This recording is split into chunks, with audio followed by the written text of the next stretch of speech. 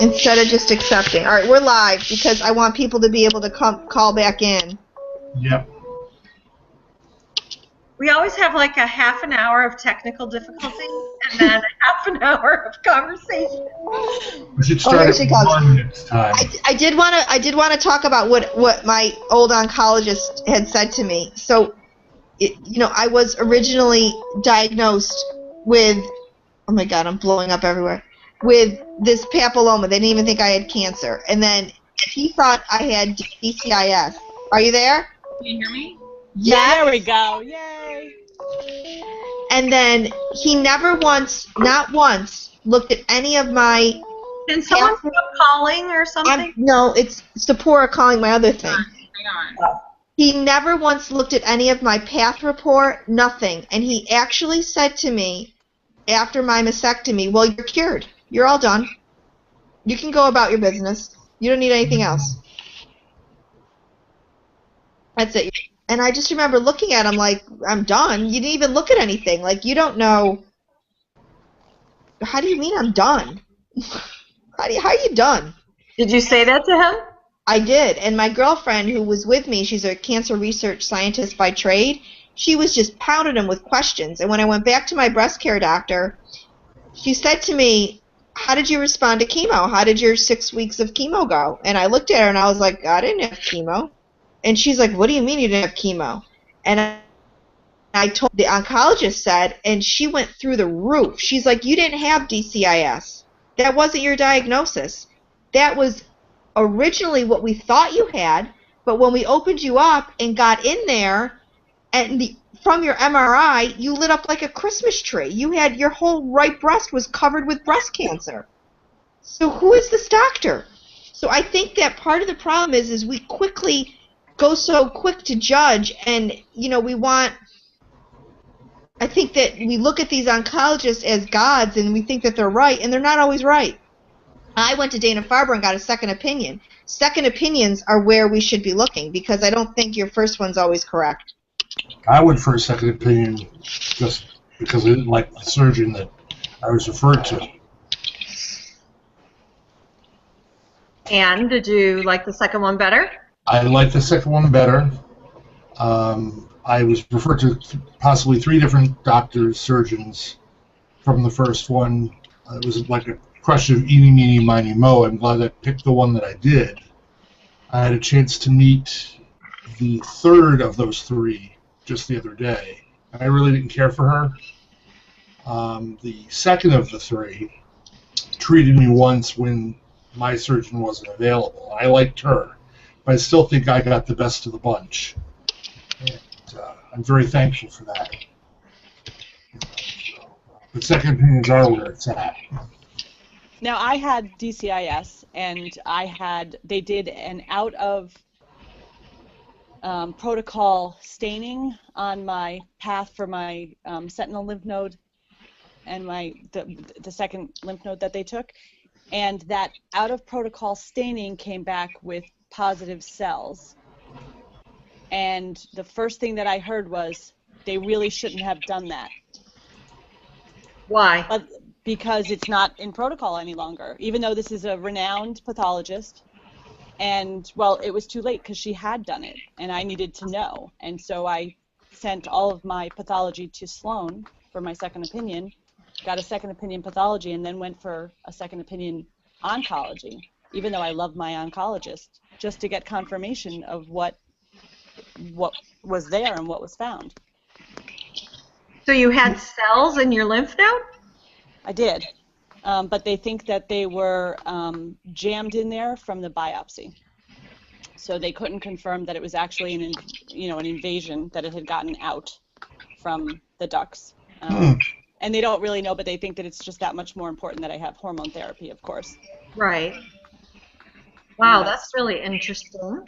But I loved my whole team, and that second opinion was so important. Even if you're happy with your doctor, right, I think for it's important. peace of mind, sure. Yes. Yep. Well, that's interesting because my pathology showed the 2 suspect lymph nodes came back negative. And then when my surgeon got in there a month later, or almost a month later, to do my mastectomy, she said that the sentinel node lit up like a Christmas tree, and she took out 14, 7 of which were positive. So I don't know how I was all of a sudden positive when the pathology was negative. So you had the lymph nodes removed prior to your mastectomy? No, they did a fine needle aspiration, and they went after 2 of the lymph nodes that were suspect, and they said they got lymph fluid, and it was negative. And then all of a sudden, almost a month later, I'm having this mastectomy and the sentinel node biopsy, the dissection.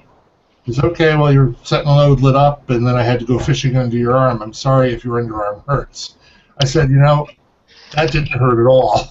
The rest of it that hurt. Right.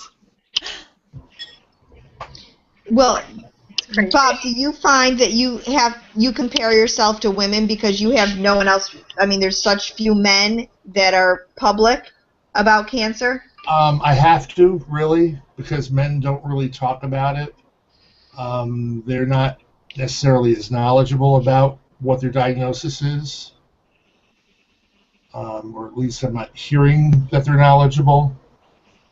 I read stories from them on different websites and different posts that they put through, but it seems like it always refers back to women. And I don't know if that's because you're just more detail-oriented to know this stuff. Well, and there's just so many more of us than there are. Right, of course. My friend Bill Becker, he knew what his, things were, that he was stage 3A like I was, and he was ER/PR positive like I was. We had that conversation the first time I talked to him. And then, he became metastatic, about a year later. Actually, it took him. And that hurt. Where's there she is. Hey, stage 4 down there.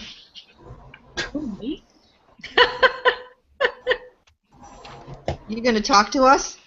I'm here. After you gave Sue and I mild heart palpitations and almost... Hey, maybe it's cancer. It'll go away. Yeah. It's all taken care of. So, Seporah, tell us. Yes. Does it bother you? Yes. Well, everything bothers you. No, seriously. So, if I were to say to you, I got edema in this breast. Oh, this is killing me. I'm just, everything happens to me. I got edema. I got lymphedema. And next month I got to go for my breast care doctor. Oh my God, I can't take this. Does that drive you crazy? Because you clearly have. What drives me crazy are people that are not in the cancer world that post things like, guys, I have really bad news, ... I went to the doctor and I have a sinus infection. You have what? I didn't hear that. A sinus infection. Oh, yeah. Like people that complain about these little tiny things. I'm like, yeah, you know what? I had a sinus infection on top of having cancer, but no, because cancer is one of the worst things that could happen to you, and everybody, you don't know, your body's in shock. Maybe your edema is causing you just as much pain as whatever is causing you. Who am I to judge your pain tolerance level? And it's No, because I really do think that the comparison in all these cancers is a huge problem, and I think pitting stage 4 against stage 2 against inflammatory is just, it's not getting us to help each other. It's just making us all angry. It's also dangerous because if, let's say someone that's new to this has a symptom and they ask someone, oh, did you have this and did it bother you? And it didn't bother this person. Maybe they have a higher pain tolerance or something, or they were on a medication that blocked it or whatever. And they say, no, it's fine. So then this person, trusting them, says, oh, I must be fine too, and then waits to tell their doctor, finds out they have a bigger problem that could have been, at least months earlier. It's really, that's very troublesome with all this compare. That's awful. And I find myself thinking, and I don't say anything, but I think, I belong to a breast support group here in the Waterbury area, and we have women that come in with all different backgrounds and different diagnoses and such. And I hear them say, "Oh, well, I was diagnosed with stage 0, and I've got 2 children, and I don't know what to do." And I'm like thinking, stage 0, like that's like a little bump in the road compared to what some people are going through. And I feel awful for thinking that. Am I wrong? Am I right? Am I? Well, I hear these older women talking about not getting to see their grandkids grow up, and I'm like, grandkids, hello, like I'm, I sometimes I do feel bad because, this is, that's their situation, and I'm not trying to minimize their pain and suffering from it, but sometimes it's just like you need to be aware that other people have different concerns and that everyone, it's fine to vent about things, but there's a way to do it without insulting other people. And I actually shared your blog, Seporah, that one time, the womb. What was that one called? I got so many. That's the one. I got more like. What's it called? To whom it may concern. Yes. So I shared it, and I got more personal messages of thank you for writing it than any other blog, which made me cry because that's why I write it.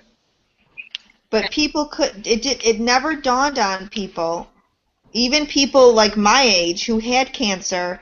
Holy shit! I never thought in my head about somebody in their 30s going through cancer not being able to have kids, let alone someone in their 30s metastatic. Right. Cancer is an old person's disease. Right. Yeah. Right. It's caught at going towards the end of your life, meaning that you've already had your kids, your career, everything else, and then all of a sudden there's all these people, this whole group of us where we're catching it, or we're getting it at the beginning of our lives. We haven't even started. What about I keep hearing about women that are in college. They can't even graduate college before they get it, and they don't have a chance to live their life. These women have 40 years on us, and I mean, I use you as an example quite often. I know a lot of young girls that had enough time to freeze their eggs and to do all this stuff, but your cancer happened so quickly that you had no chance to do that. And because people, another misconception that a lot of people don't get is that freezing your eggs is not that easy. You have to be on medication for sometimes 6 weeks to produce enough eggs to get, and then you have to harvest them, and then you have to pay sometimes $25,000, up to $25,000, to find a place that will store them. It's a very, very tough process to deal with, and you can't just be like, take them. It's there's so much that goes into it, and I didn't have a choice. For me, at the time of diagnosis, I didn't want kids. I wanted to live. So it wasn't really a choice. I would rather save my own life. Because I always thought, well, if I live long enough, I could adopt. I could do this, I could do that.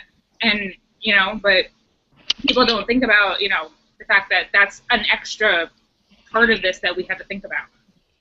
And I can sit here and I can listen to you, and I can listen to Bob and Sue and Lisa, and I can listen to each of your stories and have empathy about it and understand it and have compassion. But I would never try to compare my situation to your situation, and my heart breaks for each and every one of you sitting there in a different way, and I don't want to lessen my own cancer because that's not going to help me heal, and it's also not going to do any benefit to you. I don't understand why so many of us and so many of us are doing that. I just don't understand it, and I think this month has brought out the most cancer comparison that I've ever seen, ever. Bad, really, really bad.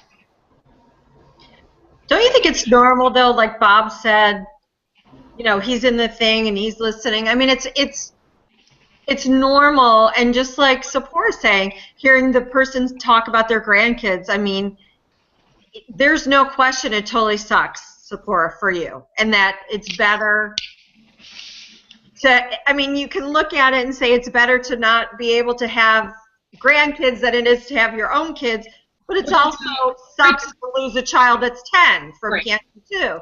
There's There's better, there's worse. It all sucks. there's Yeah.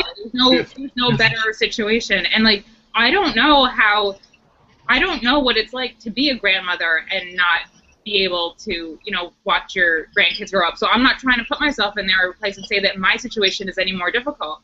But Right. I also think it's normal for you to have moments and days to say, well, good for you. I won't get to have any kids, I think that's a normal thing.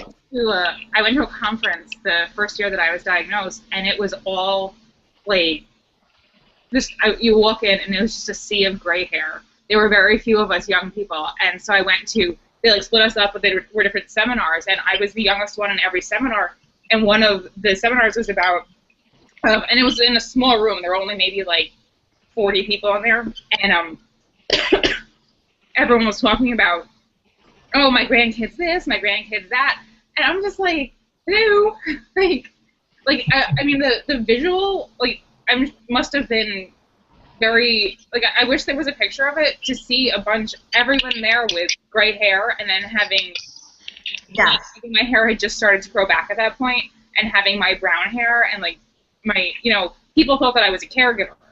They were like, oh, is your mom here? Oh, who are you here for? And, like, anywhere I go, people think that I'm the caregiver. If I'm with my mom, they always direct the questions to her. They always, like, and it's just, that has to stop. Yeah, but you actually just brought up a good point to this whole comparison thing. So here you are sitting in this room with this sea of gray hair, and they're all talking about their grandkids, yet none of them dawned on you to look at you and say, oh my God, Seporah, how could we be so insensitive? Because I think most of them assumed that I was a caregiver, because in their world, cancer doesn't happen to young people. But how many people look at Bob and say, oh my God, Bob, I'm so sorry. They being probably so would have looked at Bob insensitive. They probably would have looked at Bob and said that he was a caregiver too. Right, Yeah. that's what I'm saying. They don't look at Bob and say, I'm being so insensitive. Bob, are you doing okay through this process? How are you feeling about your symptoms this week? I mean, they don't do that because they're so wrapped up in comparing their own crap. Right. And Lisa, I agree with you. It is okay to have those pity parties, and I totally agree with you. I 100% agree. That's not the same as comparing and being like, well, I'm stage 4, so you know what? You have no right to tell me about your crap because I'm stage 4. And what I notice with the older people is that they tend to complain so much more about what they can't do.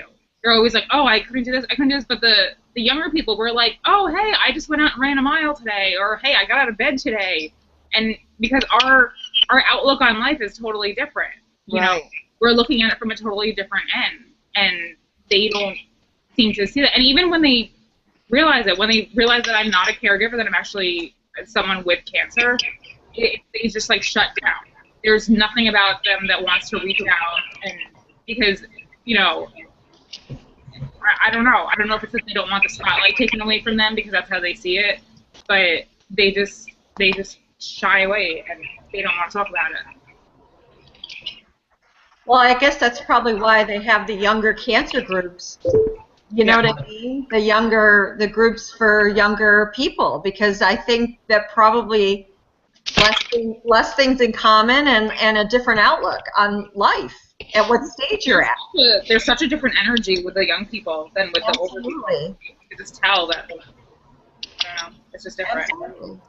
I also think it's important that you choose your audience. Yeah. I mean, there are times when, Seporah, when you and I are together, if there's something I'm worried about that doesn't, not that it doesn't apply, but I'm not going to bother you with it because... I want you to bother me with it just because... Oh my God, I bother her with so much shit. Marie does not stop. Oh my God. No, but you know what I mean? Because you're my friend. I'm not going to think like, oh God, here she goes again. Like... But I wouldn't, there are certain things I just wouldn't, I don't think it's, I don't know if I don't think it's appropriate. I'm not talking about you specifically, my dear, but there, you know, if you need to talk about worrying about seeing your grandchildren, there's a time and a place for that. And I might go see somebody and talk to them about it. I'm not going to talk to someone who's also going Oh, yeah, I see what you mean. I agree with that. See, because you're being sensitive. You are being a sensitive friend. But I look at it half the time when Seporah and I are having our most ridiculous conversations and I'm bitching to her about whatever I'm bitching about, I feel like I'm giving her a sense of normalcy, that I'm not, you It's know. all about you. Giving her favored treatment because she's the dreaded stage 4. Yeah, when she's giving me her I'm stage 4 and she's playing that cancer card, I ignore that shit. I don't want to hear it. I don't play want to hear it. I got, you know, crap myself. I don't play the cancer. I feel like a lot of us younger people, we don't play the cancer card that much because we want to feel normal. We want to feel like everyone else is that. But the, you know, older people, they're like, I've been around people where it's like, oh, I dropped something, can you pick it up? I had cancer. I'm like, I have cancer too, stupid. You pick it up. And like, Oh my God. you know, I don't say that often. I think it. You don't ever say that. You're so nice. You're just pretending. Here she goes. Now she's going to blow her nose. Oh, I got a runny nose, too. Look at me. Everyone look at me. Stage 4, Seporah. What's that? I can't hear you over my cancer. What? I think it's just, I mean, it's really about compassion. I mean, some people with stage 0 have a really hard time, say with surgery or radiation, and some people fly through with her. Like when I read about people who have a really hard time with Herceptin, and for me, Herceptin was like absolutely nothing. You know, things affect different people differently. You hear the word. You hear the word cancer, and it's a life changer. No matter what stage you are, no matter who you are, it's a life changer. But then once you get into it, you have to realize that everybody's different, and like it's not, you know, your treatment, your everything is about you. But then there's this whole world that is not about you, and if you're in the cancer world, you have to be a little bit more sensitive to that. That's your responsibility as a fellow human being. Right, exactly. Which is lacking. Yes, but Sue, actually, you just had a really good point. I think it's your responsibility, not just as a human being, but as someone in this cancer world. And there's something to be for cancer respect that we really do lack. And it goes for male breast cancer, and it goes for metastatic, and it goes for all different stages. There's this weird competitive comparison world that I just can't wrap my head around it. I really cannot. Was it earlier this year or like late last year? The an organization that I won't name, they had that billboard that said, "I wish I had breast cancer," because what? What did you say? You blanked out on me. Oh, there was an organization that had a billboard. Their tagline was, "I wish I had breast cancer," because your breast cancer. Because it's a grave cancer. Right. It's because they're saying that we get so much attention, but even that's another cancer. You know, stereotyping against all of us here, like metastatic cancer, male breast cancer, triple negative, all these things that we don't get anything. We're in the same boat as them. Everybody's not cured yet. You'll have cancer. You know, it's like no one is better than the other. If one gets attention, it should benefit the other ones, because if you find a cure for one cancer, you know, logic says that, you know, you're gonna eventually get to a cure for another cancer. Yeah. And we shouldn't be against each other. We should all be working together. And it does. It boggles my mind that there's so much, you know, there's just so much splintering of everyone. It's like not just between cancers, but within cancers, and it's just, can't we all just get along? I know, we just be friends. No, right? I always think that, like, here's my thing. It's like, who wants the medal for having the worst cancer ever? It's like, oh, guess what? I have the worst cancer ever. Worse than you. It's like, wow, what a prize. One day, Anne-Marie posted a picture of my pill box, and a lot of people commented, well, I have more pills than that. Yeah. I take more than that. I was like, I'm not showing you so you can count how many I have, and like I see your 15 pills and raise you 5. You know, it's like it's just showing what my life with cancer is about in terms of pills. All I was trying to do was like show people that it's not 2 pills that people with metastatic cancer take. So much else that goes along with it. That is so crazy. See, that I forgot about that. I win. I take the most pills. Woo! Give her a medal. Right. Yeah, that's totally crazy. So Friday is Halloween, trick or treat, and Bob, tell us. Bob has something special. I'm having my scan. So special. 2 o'clock. And we're looking for treats, not tricks. And that's right. We're looking for treats. It's Definitely going to be a treat. a Catholic hospital, so it'll be weird to see anybody in costume other than the nuns. Yeah, right. What is your thought about it, Bob? Tell us how you're feeling. I'm very anxious. I was really cool with it, and as it gets closer, I'm really, really nervous. Now, when did you finish treatment and everything? When did that end? Treatment ended January 2013. So you're coming up on 2 years. Well, depending on what 2-year mark you're looking at. I was diagnosed June of 2000. I had my surgery June of 2012. Oh, okay.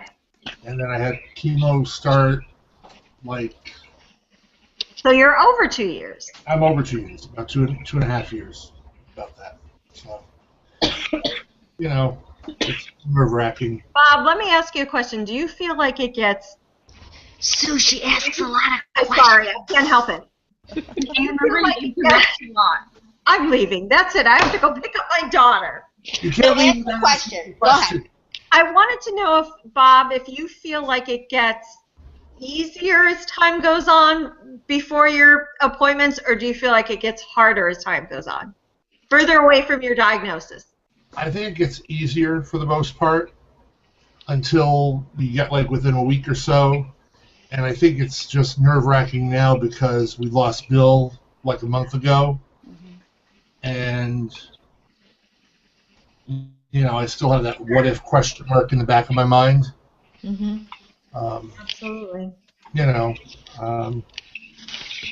so I think this one's just a little bit more difficult than, you know, the last one. You know, Somebody asked us a question in a language I don't know. A language? All right, guys, I got to go because it's raining, and I have to pick up my daughter. All right. Yeah, I need to get going. I don't have to go. I'm putting the shoes on. Get ready to leave. Bye, guys. Bob. Bye, Lisa. Good luck, Bob. Thank you. See you next week. Bob, how can you let us know what's going on? Seporah, are you walking a dog? Yeah. Ugh. Not right now, but I will when I get there. But ching. Can you send us a text afterwards? Yes. Not you, Bob. Oh. I can, yeah, what do you want me to do? You want me to email you, or what do you want me to do? I just want you to let me know before and after, because I know is Tony going with you? Yeah, he should be. Can you DM us on Twitter? You do a group DM? Yeah, I think I can, yeah. Okay. That's a good idea. Thank you. And then your names, yeah. Yeah, I can do that. I know how nerve-wracking it is, and I know that he is going to be great support, and he'll be there to hold your hand, but he doesn't get the whole scan anxiety and the, you know, he can rub your back and say it's going to be okay, I know it's going to be clear, and sure, in your head you know it's going to be clear and you know it's going to be okay, but then there's that, oh God, is it really going to be okay? Yeah, it's a lot of scan anxiety this week. You know, I'm confused because I've got that appointment. I've got my pre-op for my knee surgery coming up on Monday. Then I've got Friday. I've got to go for my blood work for my knee surgery. I'm seeing my oncologist in between sometime. Yeah, so just so much going on. Oh my God. So I'm just like That's a lot on your plate. A lot. on my plate. So I'm just like, so it's like, oh my God, I'm gonna be like having my knee replaced on the 10th, and it's almost here. Now, how quick of a turnaround is your doctor's office? Like, do they tell you quickly about your results, or do they procrastinate? Procrastinate. But I'll be on them. I'm gonna have them copy my breast surgeon's office. Okay. And that'll probably be the quickest way of getting the information. Because the primary will be the oncologist that'll get the original, and then the copy goes to the breast surgeon. So I'll probably be in touch with them, and the sooner I know, the better off I'll be. Yeah, without a doubt, because you just the thought and the worry just stresses you out, and I think that's just as unhealthy as waiting. Yeah. So trying to reduce the stress in my life, because cancer, is aggravated by stress. Yeah, it really is. It really is. You got to try as hard as you can to release some of that and try to just, remember that day by day. And Yep. So, and you can't worry about something that hasn't even been said yet. So that's the biggest thing, I think. Yeah. I think the biggest anxiety is actually having the scan, which really is nothing compared to what about the scan. But right. That'll actually, probably won't be till Monday or Tuesday. I'd say probably Tuesday. I'll know. Okay. But I'll let you know when I'm done with the scan. And, okay.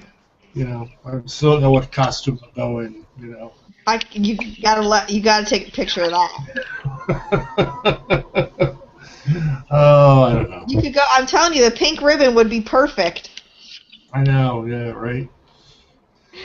All right. I'm gonna stop the broadcast. To work. So. I'm stopping it. Wednesday. Okay. Okay. All right. Take care. Bye, guys. Good luck, Bob. Take care. Thanks. Feel better, Seporah. Thank you.